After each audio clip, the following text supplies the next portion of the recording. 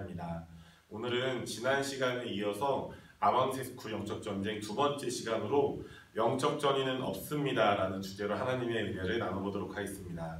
저희가 먼저 율법과 복음의 차이를 좀 알아야 하는데요. 율법은 두 가지 특징이 있습니다. 첫 번째는 죄가 전가되고 죄가 다른 사람들을 다른 것들을 오염시킨다는 것이죠. 그리고 두 번째는 그 모든 것이 죄 아래에 있었다는 것입니다. 첫 번째, 죄가 전가되었다를 잠깐 설명하면 레위기 13장에 나병원자에 대해서 말씀합니다. 그 나병원자는 부정하다라고 말씀하고 있죠.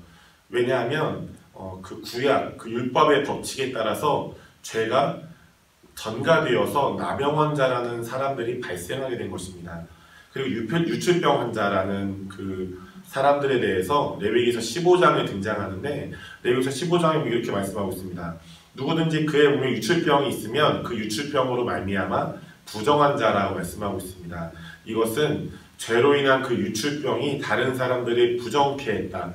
즉 죄가 전가되어서 다른 이들을 오염했다라는 것입니다.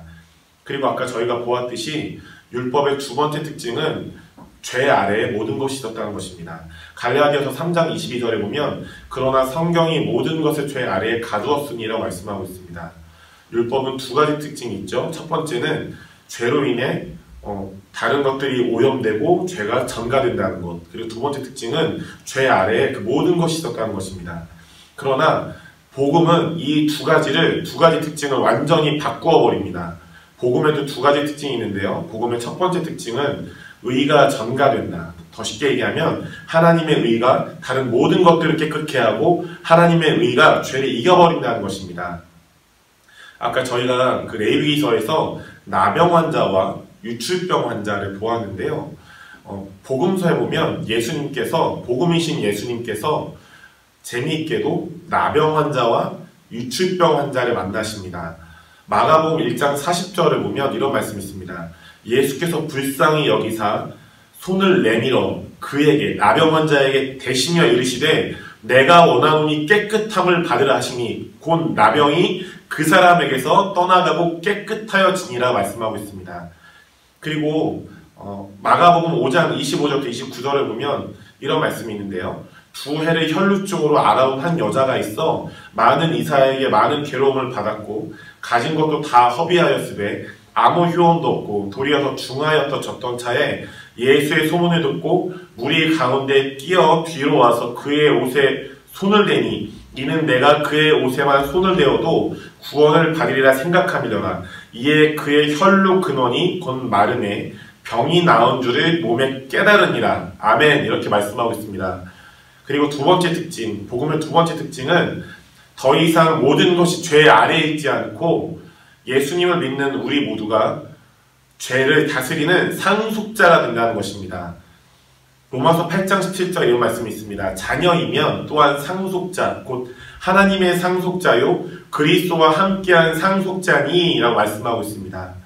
저희가 정리해보면 율법은 두 가지 특징이 있었습니다. 첫 번째는 죄가 전가되었다. 쉽게 말하면 죄로서 다른 이들이 오염됐다는 것이죠. 그리고 두 번째 특징, 모든 것이 죄 아래에 있었고 모든 사람들도 죄 아래에 있었다는 것입니다. 그러나 복음의 두 가지 특징은 의가 전가되어서 그 모든 것이 하나님의 의로 깨끗게 되고 하나님의 의가 죄를 이겨버린다라는 특징이 있고요. 두 번째는 예수님을 믿는 우리 모두가 죄를 다스리는 상속자가 된다는 것입니다. 자, 여기서 저희가 이어서 영적 전의의 정의를 알아보려고 하는데요. 영적 전의에 대해서 제가 생각하기에는 이런 정의를 내려봤습니다. 임파테이션을 받거나 해줄 때 또는 기도 사역을 하거나 받을 때 기도 중에 상대방이 좋지 않은 영적인 것들이 나에게 전이되었다고 믿는 것을 영적 전이라고 저는 생각합니다. 그런데 여러분 결과적으로 생각하면 신약 시대를 살고 있는 우리 모두에게는 더 이상 영적 전이가 없습니다. 다시 말씀드리면 신약 시대를 살고 있는 우리 모두에게는 더 이상 영적 전이가 없습니다. 그 근거를 세 가지 살펴보겠습니다. 영적 전이가 없는 근거 첫 번째는 구약에는 죄의 영적 전이가 나옵니다. 죄가 전가되는 부분이 나오지요. 그런데 신약 성경에는 영적 전이가 나오지 않습니다. 다른 사람을 기도해주거나 기도를 받을 때 죄가 전가되고 다른 사람을 좋지 않은 것이 넘어가고 흘러갔다라는 구절이 신약 성경에 등장하지 않습니다.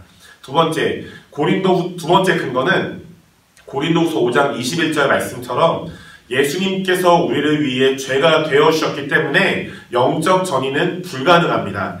고린도전서 5장 21절에 이렇게 말씀하고 있습니다. 하나님이 죄를 알지도 못하신 이를 우리를 대신하여 죄로 삼으신 것은 우리로 하여금 그 안에서 하나님의 의가 되게 하려 하심이라. 아멘. 이 말씀에 따라 예수님께서 우리를 위해서 죄가 되셨고 우리가 하나님의 의를 입었고 하나님의 의가 되었으므로 우리를 통해 죄와 그 모든 어둠들이 꺾여지게 될 것입니다. 믿으시죠? 아멘입니다.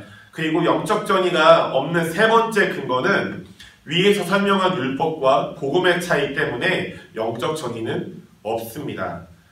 그렇다면 그런데도 영적 전이가 일어나는 것 같은 이유는 무엇일까요? 잠언서 23장 7절에 이런 말씀이 있습니다. 대저 그 마음의 생각이 어떠하면 그 위인도 그러한즉 그가 내게 먹고 마시라 할지라도 그의 마음은 너와 함께하지 아니함이라 라고 말씀하고 있습니다. 영적 전이가 그런데도 일어나는 것 같은 첫 번째 이유는 영적 전이는 신약 성경이 없는데도 우리가 무분별하게 영적 전이를 믿어버리기 때문입니다. 영적 전이는 신약 성경에 근거, 본문이 없습니다. 그런데 우리가 영적 전이를 무분별하게 있다고 믿어버리기 때문에 영적 전이는 아니지만 영적 전이와 비슷한 현상들이 일어난 것입니다. 아까 잠언서 23장 7절에 대저 그 마음의 생각이 어떠하면 그 위인도 그러한즉이라고 말씀하셨죠. 영적 전이는 없지만 신약 성경에 근거 본문이 없지만 우리가 영적 전이를 있다고 믿어버리면 그런 비슷한 현상들이 일어난 것입니다. 그러나 그 현상들은 다 영적 전이가 아닌 허상일 뿐이지요. 그리고 두 번째 근거는 우리 안에 예언적인 감각들이 발달되어 있기 때문입니다. 우리 안에 예언적인 감각들이 발달되면 상대방의 무거운 짐들이나 아픔들을 민감하게 느낄 수 있습니다. 이것은 영적 전이와 전혀 다른 것인데 우리가 이것을 영적 전이라고 착각한 것입니다.